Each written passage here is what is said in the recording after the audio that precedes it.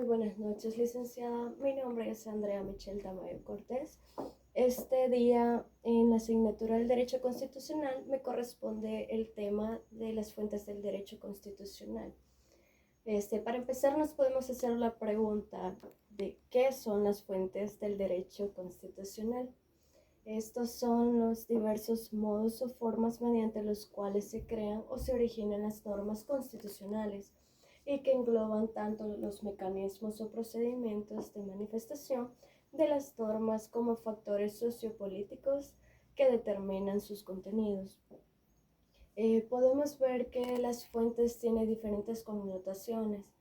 Para empezar, las fuentes de producción, que estas son las que surgen de la Asamblea Legislativa, o sea que son el producto de la actividad parlamentaria.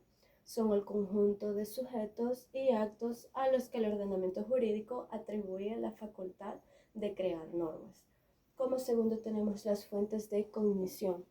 Estos son los medios y recursos que permiten adquirir conocimientos sobre normas, principios y valores jurídicos. Estas fuentes son esenciales para la interpretación del derecho. Y como tercero tenemos las fuentes de elaboración, que es el procedimiento establecido para la creación de la norma jurídica. Es decir, cómo se crea la norma partiendo del estudio de la Constitución. Esto establece quiénes son las personas facultadas para poder proponer estas leyes que son necesarias dentro del Estado. Refiriéndose a las fuentes del derecho constitucional salvadoreño, estas se clasifican en reales o materiales y formales. En las fuentes reales o materiales, que son aquellos elementos que vienen a contribuir a la norma jurídica, es decir, son hechos que generan derechos, que influyen en la creación y desarrollo de las normas jurídicas, pero no tienen un carácter normativo por sí mismo. Se refieren a las realidades sociales, económicas, culturales y políticas que motivan la regulación jurídica. Estas fuentes son esenciales porque reflejan las necesidades y valores de la sociedad. Por ejemplo, los principios éticos y morales, que son valores fundamentales que guían el comportamiento social y pueden inspirar legislación.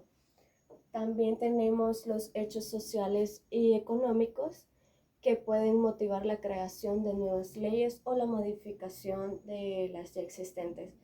Y las convenciones internacionales, que son acuerdos entre estados que generan obligaciones jurídicas y pueden influir en el derecho interno.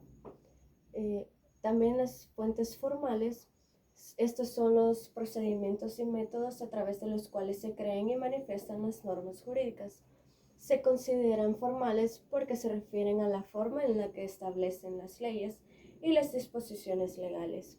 Por ejemplo, la legislación, que es un conjunto de normas escritas aprobadas por el Poder Legislativo, como leyes, códigos y reglamentos.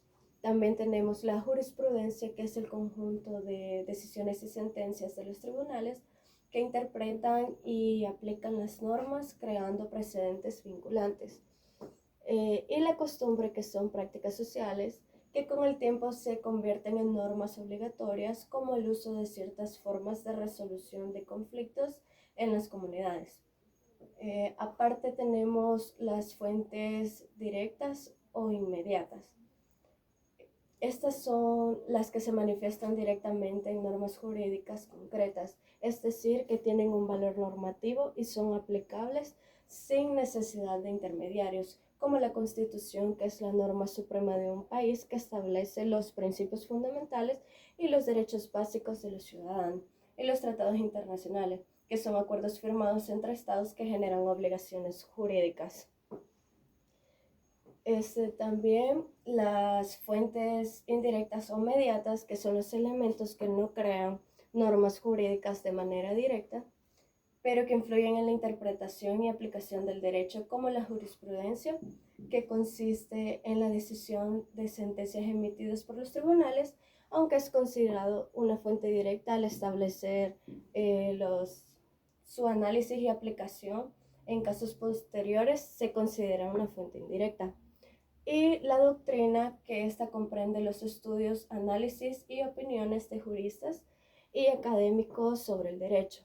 Aunque no tiene carácter vinculante, la doctrina puede orientar a jueces y abogados en la interpretación de normas y en la formulación de argumentos legales. Gracias.